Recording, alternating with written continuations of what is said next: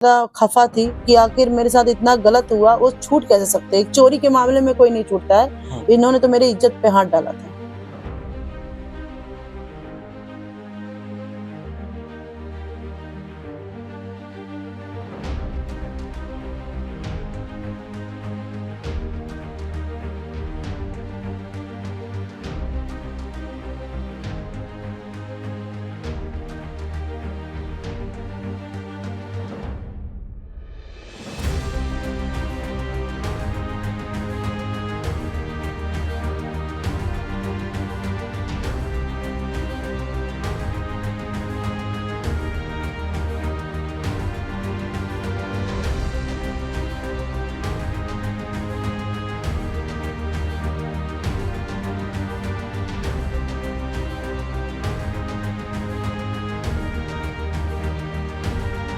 भाई को बोला, मेरे एक भाई ने मुझे पूरा फुल सपोर्ट से मुझे उन लोग से बचाया।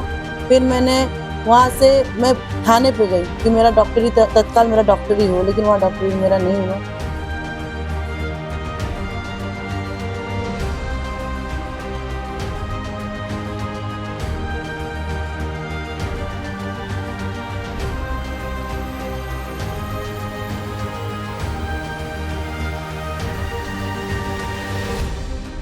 पढ़ेंगी बेटियां तो आगे बढ़ेंगी बेटियां।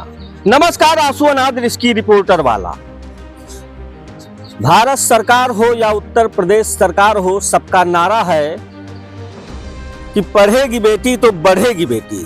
बेटी पढ़ी भी, बेटी बढ़ भी रही थी। बात कर रहा हूं बस्ती जिले के पुरानी बस्ती थाना अंतर्गत, कौन सा गांव है ये? हथियागढ़ गांव का मामला।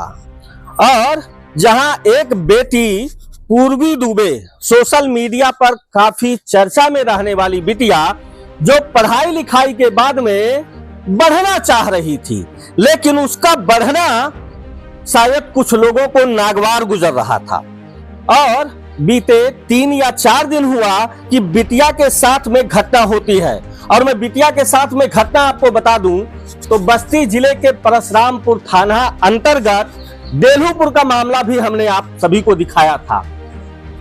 बस्ती जिले में ही कोतवाली थाना अंतर्गत एक मासूम बिटिया के साथ में दुष्कर्म किया जाता है।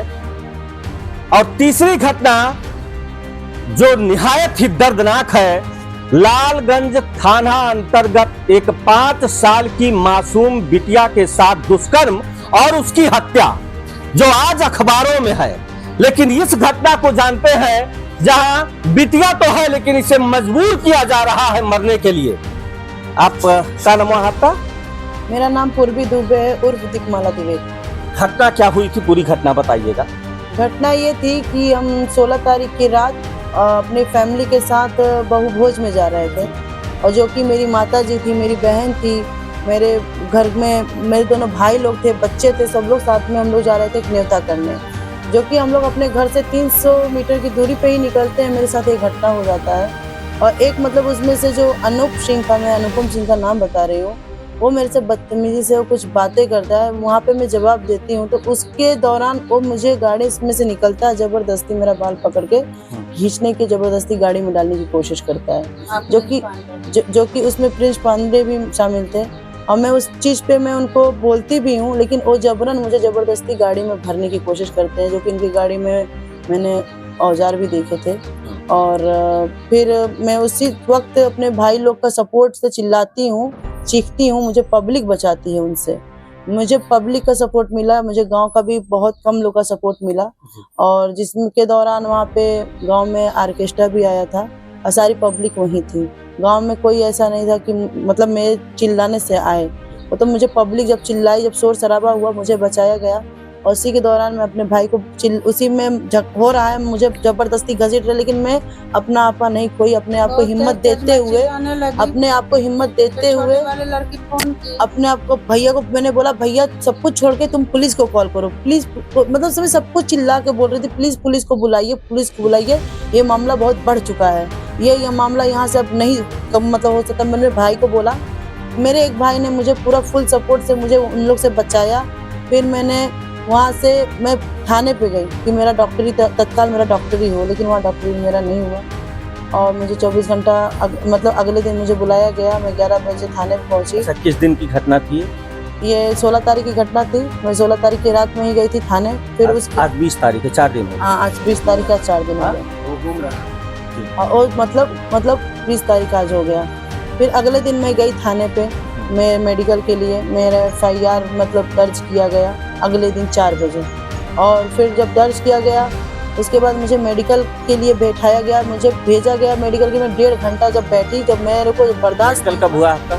मेरा मेडिकल हुआ 17 तारीख को हुआ है शाम को 6 बजे। उस समय मेरा मेडिकल हुआ।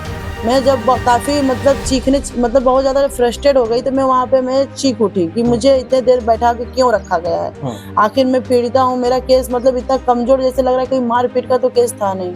मुझे वहाँ किडनैपिंग का केस समझिए, अपहरण का केस था। तो मेरे साथ बहुत बड़ी चीज़ें हो सकती थी।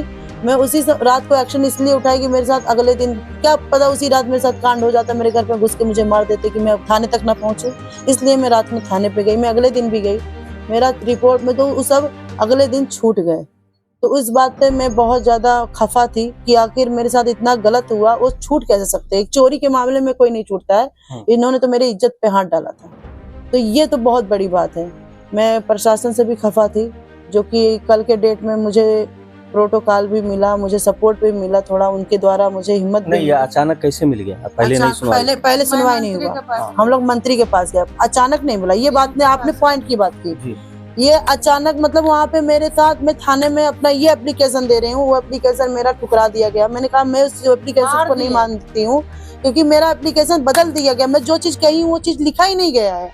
फिर मैंने दूसरा एप्लीकेशन लिखा। मैंने कहा सर ये एक्सेप्ट कीजिए, मैं उसको नहीं मानती हूँ क्योंकि वो धारा उस माने नहीं दिया जाएगा। फिर वहाँ पे मैं कल मंत्री जी से मिली। उनका नाम था आशीष पटेल जी। मैं उनसे मिली, मैं उनसे सपोर्ट मतलब मैं वहाँ गुहार की कि मेरे मतलब मुझे न्याय चाहिए। मैं न्याय का गुहार की। उन्होंने मेरा मतलब मेरी बात बहुत दूर तक पहुँच गई थी। फिर उसके द्वारा मुझे थोड़ा उनसे प्रोटोकॉल रात को मिला और कहीं ना कहीं मैं डरी हुई हूँ। मुझे बहुत डर है कि मुझे मेरे साथ गलत हो सकता है क्योंकि देखिए मैं आपको ये भी पता है, आप भी मीडिया से हैं, आपको आकांक्षा दुबे के बारे में पता ही होगा कि उसी रात में उनके साथ कांड हुआ। वो लाइव आती हैं लेकिन उनके सामने कौन था क्या था मुझे नहीं पता, लेकिन वो कुछ समय के लिए लाइव आती हैं और उसके बाद उनका लाश दिखने के लिए मिलता है। या वो तो सुसाइड तो नहीं की थी मुझे पता है। इसी दौरान मेरा भी होता, मुझे भी एक मैटर में खड़ा कर दिया जाता है कि मैं बॉयफ्रेंड के चक्कर में, मैं लड़के के चक्कर में मैं सुसाइड कर ली, लेकिन ऐसा कुछ नहीं है। मेरे को अपने जान का बहुत ज़्यादा खतरा है। मैं कल डर के मारे मैंने प्रशासन को कॉल किया, 4 गाड़ी यहाँ से गई और फिर वापस आई। मुझे ये डर, देखिए कोई भी आएगा मारने के इरादे से आएगा, मतलब हाथ में ऐसा नहीं आएगा, वो 1000 लेके आएगा। अगर मारने की नीयत से आएगा तो मुझे मार के ही जाएगा। मुझे ही नहीं, मेरे साथ मेरे फैमिली को भी दिक्कत है, टेंशन, मुझे भाई को भी जो पाएंगे सामने उसको मारेंगे। तो ये सब ये मुझे डर है इन लोग से। धमकी तो दिया ही है, आप लोगों को तो पता ही है। अभी मैं जिंदा हूँ, मैं गुहार कर रही हूँ। अभी मुझे पब्लिक भी देख रही है क्योंकि मैं जिंदा हूँ। अब मैं अगर मर भी गई तो ज्यादा मेरी बस्ती पब्लिक क्या करेगी? 4 दिन, एक दिन संडे का प्लान बनाएंगी, कैंडल लेंगी मेरे लिए, पूर्वी दुबे श्रद्धांजलि करेंगे। क्या मेरे आत्मा को शांति मिलेगा? नहीं मिलेगा। मेरा सपना है वो मेरा सपना ही रह जाएगा। आकांक्षा दुबे का भी एक सपना था, वो वहां तक पहुंची लेकिन उनको पहुंचने नहीं दिया गया। उनका भी बहुत बड़ा सपना था, मैं बहुत बड़ी स्टार बनूंगी। वो भी मेरे जैसा परिवार है, फैमिली है, उनका भी एक था, लेकिन ऐसे ही उनको देख के उनको मार दिया गया। आखिर में क्या हुआ? अगले दिन सब श्रद्धांजलि, उनके लिए कैंडल, उनके लिए सब पोस्टर लगाए। तो ऐसे एक दिन मेरे साथ भी होगा, मैं भी मरूंगी। तो आप लोग मार्केट में उतरेंगे, बस्ती पब्लिक में उतरेंगे, कचहरी उतरेंगे। मैं मानती हूँ आप लोग बैठेंगे, अनशन पे बैठेंगे, आप लोग मतलब धरना देंगे, लेकिन मेरे को उससे शांति नहीं मिलेगी। मैं जीते जी आप लोग जब नहीं खड़े होंगे तो मेरे मरने के बाद क्या ही फायदा है। डंडा लाठी भी निकाला, मेरे पीछे भी दौड़ा, पर मैं गाड़ी भगा के आ गया। अच्छा, कितने भाई बहन हैं? हम 2 भाई हैं, 2 बहन हैं। और माताजी पिताजी? मेरे माताजी हैं, पिताजी हैं। आप माताजी? मेरी माताजी हैं जी। और आप पिताजी? हमारे पिताजी हैं। जोगी जी, इस परिवार को देखिएगा, इस परिवार की हालत को भी देखिएगा, क्योंकि मैं चाहूंगा कि इस घर को भी कैमरे में आप दिखाइएगा। और ये बूढ़े जो बैठे हैं ये बिटिया के पिताजी हैं। आप इनको दिखाइएगा। आप बिटिया के पिताजी हैं, आप बिटिया और उनकी माताजी जो पीछे बैठी है और 2 भाई हैं। और इसके अगल बगल आप देखेंगे तो यहाँ आपको इंसान नहीं दिखाई देंगे, बल्कि बड़ी बड़ी सरकारी बिल्डिंग ही दिखाई देगी। उधर आपको ब्लॉक दिखाई देगा और इधर पूरा सिवान दिखाई देगा। बिटिया बता रही है कि उसे वह जब थाने के चक्कर लगाती है तो उसे वहां पर सुनने वाला कोई नहीं होता है। जो एप्लीकेशन देती है उस एप्लीकेशन को लेने वाले भी कोई नहीं होते हैं। लेकिन मैंने पहले बताया था कि सोशल मीडिया पर एक्टिव रहने वाली बिटिया जब अपनी एक्टिविटी को दिखाते हुए कल बस्ती में आए प्रभारी मंत्री आशीष पटेल जी से मिलती है, तब इसकी सुनवाई होना शुरू होती है। लेकिन सुनवाई में आइए दिखाता हूं कि जो एफआईआर दर्ज किया गया है वो एफआईआर दर्ज क्या किया गया है, उसे भी मैं आपको कैमरे भी दिखवा देता हूं कि मंत्री जी के दबाव के बाद में हमारे थाना वालों ने कार्यवाही क्या किया है। कहीं उसको दिखाइएगा तो सही लीजिए हो।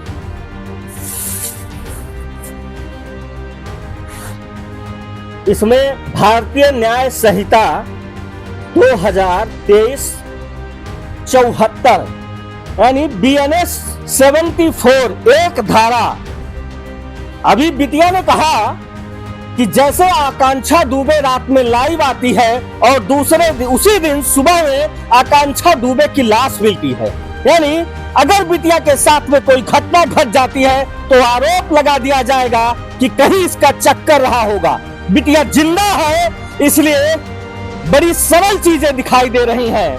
मैं कप्तान साहब आपसे गुजारिश करूंगा कि इस मामले को गंभीरता से लीजिएगा, वरना अपने जिले में, आपके जिले में ऐसी 2 से 3-4 घटनाएं जिसे मीडिया कवरेज मिल जा रहा वो दिखाई दे रही हैं। ऐसी घटनाएं जिसको मीडिया कवरेज मिलने के बाद भी न्याय नहीं मिल रहा है, और ऐसी कई बहन बेटियां हैं जो कवरेज न पाने के कारण न्याय से वंचित रह जा रही है। लेकिन ये आपके संज्ञान में आया है तो मैं आपसे आशा कर सकता हूं कि इस बेटी को न्याय मिलेगा, इस बेटी को सुरक्षा मिलेगी। और आप सभी से भी गुजारिश करूंगा कि हमारी ऐसी तमाम बेटियों को सुरक्षा के लिए इस वीडियो को हमारी हुकूमत तक भेजिएगा। तो इसके लिए वीडियो को लाइक, शेयर, सब्सक्राइब करना मत भूलिएगा। जय हिंद, जय राष्ट्र। हमें बस इतना ही। बने रहे रिस्की रिपोर्टर्स टीवी के साथ।